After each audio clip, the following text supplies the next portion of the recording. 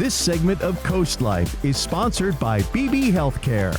CoastLife, when was the last time you had a brief little checkup with your health? Maybe your blood pressure, cholesterol, make sure everything's good? Could always use an update. Just a little, just a little check-in, make sure everything's good. Well, our friends from Beebe Healthcare are helping us spring into health with their health fair that's coming up, and it's going to be a really incredible time. Angie Scott, Community Health Coordinator, is joining us. Welcome. Thank you for having me. Happy to be here. Hey, happy to have you. We're so happy to have you. So tell us all about this fair that you guys have going on, because there's a lot that you are offering. Oh, it's tremendous amount of stuff that's kind of going on. It's going to be a fun day for families and kids and people who just want to kind of get out and do a checkup on their health, but also just kind of learn more about what's going on out in the community. Yeah. So it will be this Saturday, May 18th at the Georgetown Cheer Center.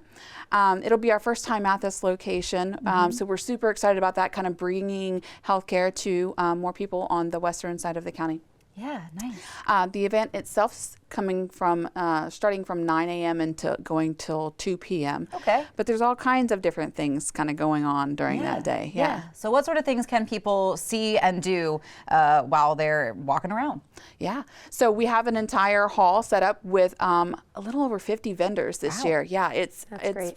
Pretty incredible. And the vendors range from everything from like insurance, marketplace kind of stuff to community-based organizations and social networking and that sort of thing. So there's literally something for everybody in that venue. Angie, there's a lot there, and Leah checked out before the mobile health unit, their mobile health clinic. Cool. It's so cool. That will be there as well. It will be. The mobile health clinic will have health screenings. We'll have our behavioral health team out there kind of doing some screenings, Narcan demonstrations. Nice. We will also have the Delmarva Food Bank. We'll be doing a food pantry delivery, and then the blood donation bus will also be there doing some blood donations, because we all know how important that is. Yeah. In addition to that, because there's always more, there's always more, is we will have speakers present. Yeah. So we have speakers. We have a cancer survivor who's going to be giving his testimony, survivorship.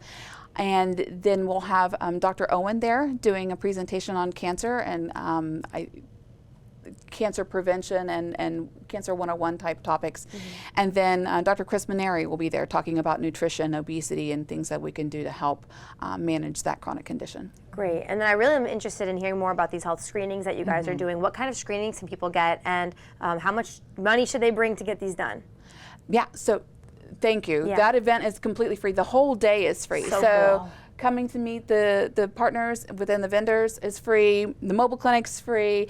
The presentations are free. The health screenings are free. So cool. And the health screenings will have our fantastic team of community outreach nurses there doing what they do best.